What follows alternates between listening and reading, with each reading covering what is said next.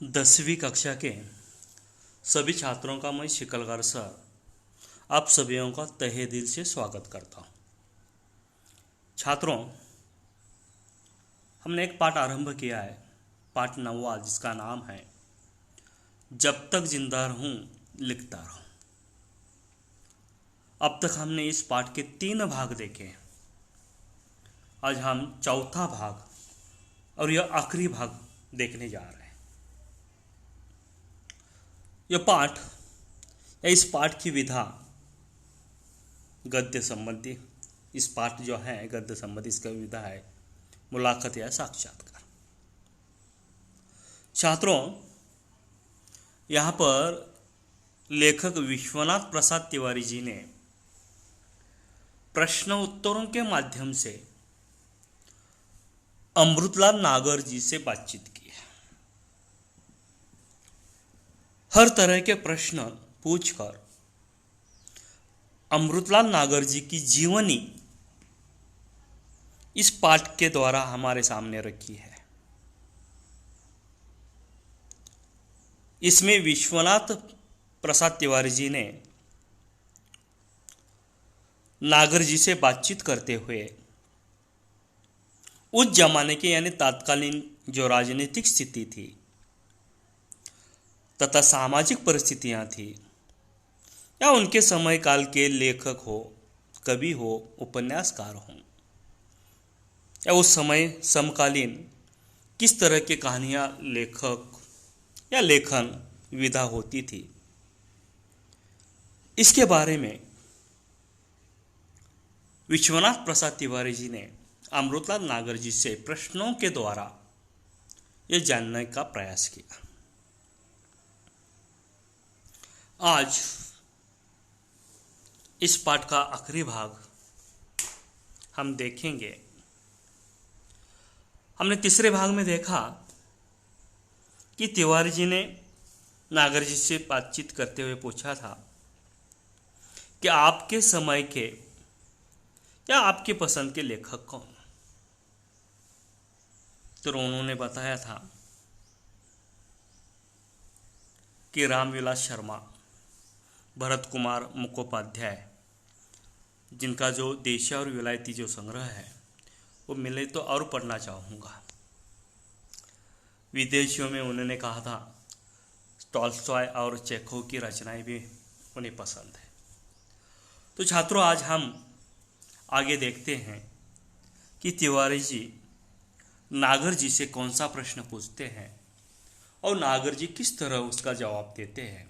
तो देखते हैं छात्रों, जब तक जिंदा रहूं लिखता रहूं। मैं आपसे निवेदन करता हूं कि आप अपनी कापियां सामने ले। इसमें जो नए शब्द जिसे हम कठिन शब्द भी कहते हैं उसका अर्थ मैं बताऊंगा, आपको लिख कर लेना है और साथ में अपनी किताब में ध्यान देना है और मुझे गौर से सुनना है। तो चलो देखते हैं, जब तक जिंदा रहूं लिखता रहूं का आखिरी भाग, पन्ना नंबर 85। तिवारी जी प्रश्न पूछते हैं, आपने तो पत्रों का भी बहुत संकलन किया है। संकलन करना, संग्रह करना, अपने अनेक पत्रों का संग्रह किया है। नागर जी जवाब देते हैं, हाँ बहुत। हाँ, मैं बहुत से पत्रों का संकलन किया है। पत्रों का संग्रह भी काफी है। बहुत पत्रों का संग्रह मैंने किया है, लेकिन वह व्यवस्थित नहीं है। लेकिन वह व्यवस्थित सुस्थिति में मैंने नहीं रखा है। मैंने प्रत्येक जाति के रीति रिवाज भी इकट्ठे किए हैं। देखो छात्रों, यहाँ पर नागर जी ने कितना अभ्यास किया है कि उन्होंने समाज में हर जो जाति है, जो धर्म है, जाति है, उनकी जो रीति रिवाज है, धर्म की दृष्टि से, जाति की दृष्टि से चाल ढाल है, रीति रिवाज है, वे उन्होंने लिखकर संग्रहित किया है, इकट्ठे किए हैं। इसके लिए घूमना बहुत पड़ा है। अन्य जाति के रीति रिवाजों को जानकर लेने के लिए अमृतलाल नागर जी को हर समाज में या हर जाति के घर में जाकर उनका अध्ययन उन्हें करना पड़ा है। अन्यों करने के लिए उन्हें बहुत जगह पर घूमना पड़ा है। बड़े बूढ़ों से सुनकर भी बहुत कुछ प्राप्त किया है। उस समय जो रीति रिवाज हैं, हमारे पूर्वजों से चली आई हुई रीति रिवाज, इनको उन्होंने उनसे बड़े जो है, बूढ़े हैं, बुजुर्ग हैं, उनके जुबान से सुनकर वे भी लिखकर उन्होंने प्राप्त किया है, इकट्ठा किया है। गदर के फूल के लिए मुझे बहुत लोगों से मिलना जुलना पड़ा। उन्होंने जो एक साहित्य लिखा गदर के फूल, इसमें उन्होंने जो वर्णन किया है हर मनुष्य का, हर जाति के, हर धर्म के, और यो प्राप्त करने के लिए, जानकारी इकट्ठा करने के लिए उन्हें हर लोगों से उन्हें बातचीत करनी पड़ी है, मिलना जुलना पड़ा है। और ये इस तरह के उन्होंने इकट्ठा किया। जिस तरह एखादा अभिनेता अपनी भूमिका उस फिल्म में साकार करते हुए उसे उस भूमिका के साथ अगर अच्छा अभिनय करना होता है तो उस भूमिका के साथ वह पूरी तरह उसका अध्ययन करता है, उस व्यक्ति रेखा को वह पढ़ता है, तभी वह अच्छा अभिनय कर सकता है। उसी तरह अमृतलाल नागर जी ने भी गदर के फूल इस कहानी में, इस कथा में या इस उपन्यास में उन्होंने बहुत से लोगों से मिलजुल कर उनमें उन व्यक्ति रेखाओं को लिखा है। आगे उन्होंने प्रश्न पूछा है, आपने अपने उपन्यासों के लिए फील्ड वर्क बहुत किया है। फील्ड वर्क अंग्रेजी शब्द है, क्षेत्र कार्य। हाँ, बहुत करना पड़ा है। वे कहते हैं कि मैंने जो उपन्यासों में जो व्यक्ति रेखा लिखी है उनके लिए मैंने बहुत से क्षेत्रीय कार्य किए, फील्ड वर्क किए हैं, तभी वह व्यक्ति रेखा उभर कर आई है। न्याचो बहुत गोपाल के लिए सफाई कर्मियों की बस्तियों में जाना पड़ा। उन्होंने जो समाज के सफाई कर्मचारी होते हैं, जो सड़कों पर, रास्तों पर, आजू बाजू में जो सफाई करने के लिए जो वर्ग है, जो सफाई कर्मचारी है, उनके ऊपर एक नाचो बहुत गोपाल कहानी लिखी। और इसके लिए नागर जी जो सफाई कर्मियों की बस्ती होती है, उस बस्ती में जाकर वो रहें, उनका खान पान, उनका रहन सहन, उनकी रीति रिवाज, वे कब उठते हैं, कब सोते हैं, उनकी चाल ढाल कैसी है, इन सभी कामों का उन्होंने बारीकी से निरीक्षण किया उनके बस्ती में जाकर रहकर। तभी वह नाचो बहुत गोपाल जो फेमस हुई, प्रसिद्ध हुई। उनके रीति रिवाजों का अध्ययन करना पड़ा।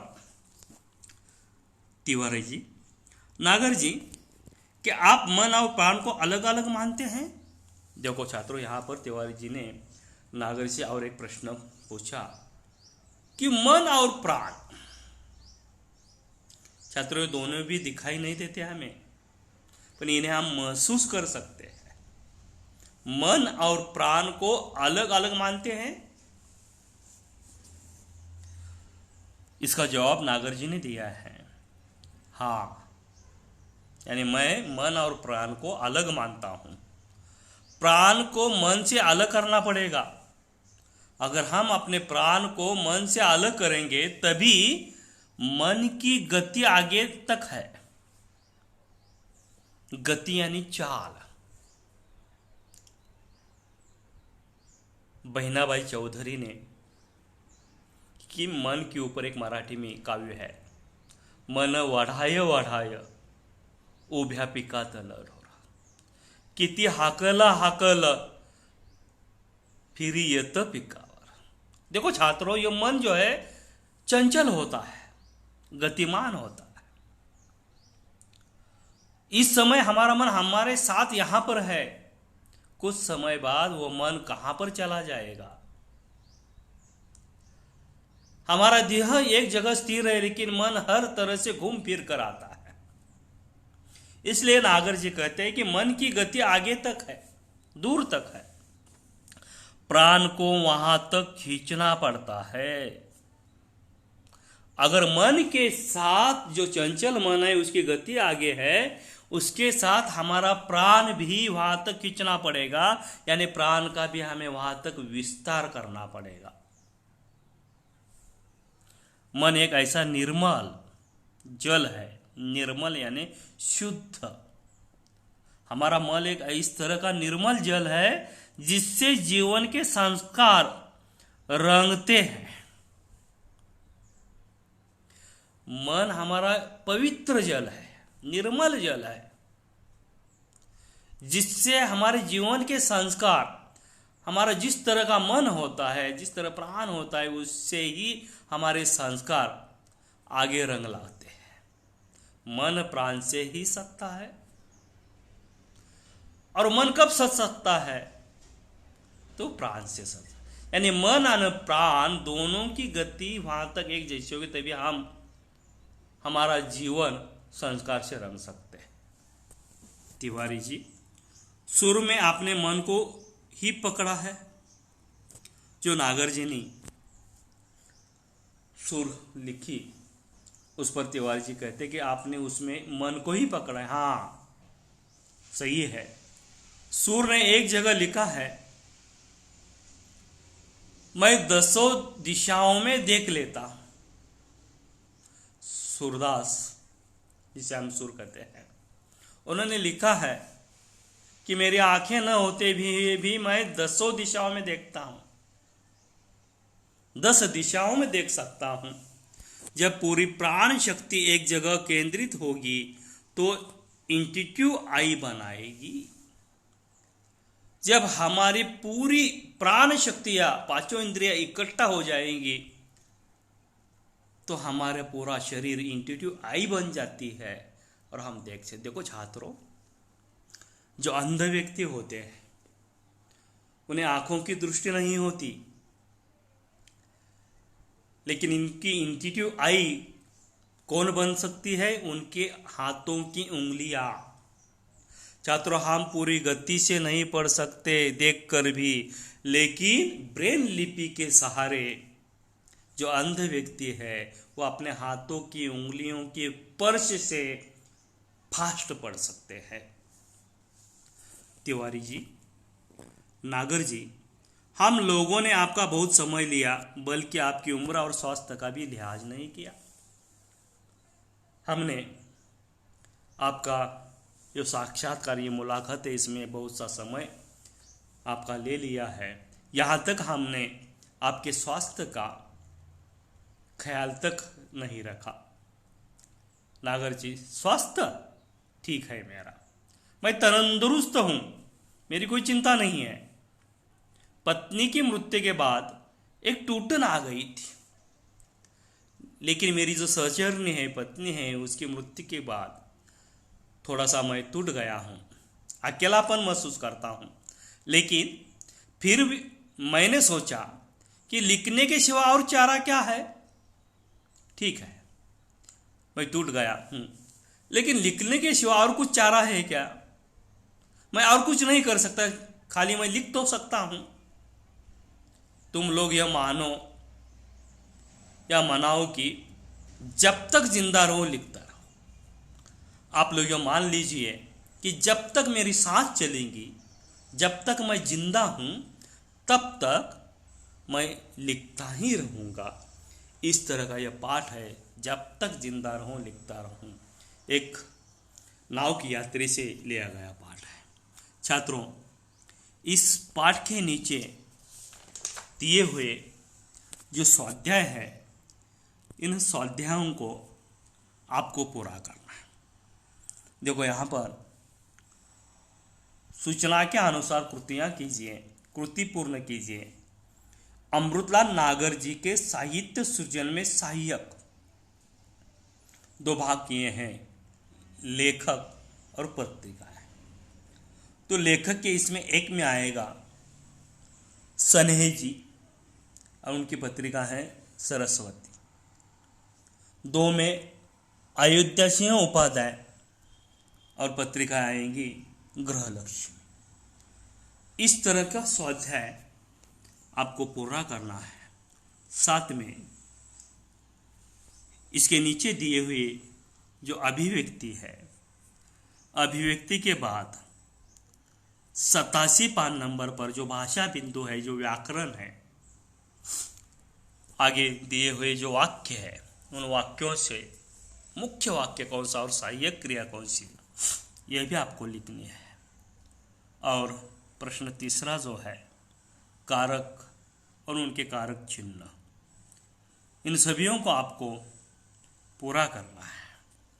साथ में उपयोजित लेखन बहुत ही महत्वपूर्ण है 5 अंकों के लिए। जो गद्यखंड है, यह पढ़कर इसके ऊपर आपको 5 प्रश्न तैयार करने हैं। छात्रों, यह 5 प्रश्न तैयार करते समय महत्वपूर्ण 2 बातें हैं कि इन प्रश्नों में प्रश्नवाचक सर्वनाम के साथ साथ अंत में प्रश्न चिन्ह देना अनिवार्य है।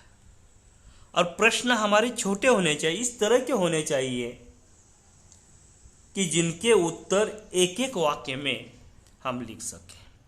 यहाँ पर सिर्फ प्रश्न तैयार करने हैं, प्रश्नों के जवाब नहीं लिखने हैं। दूसरा जो है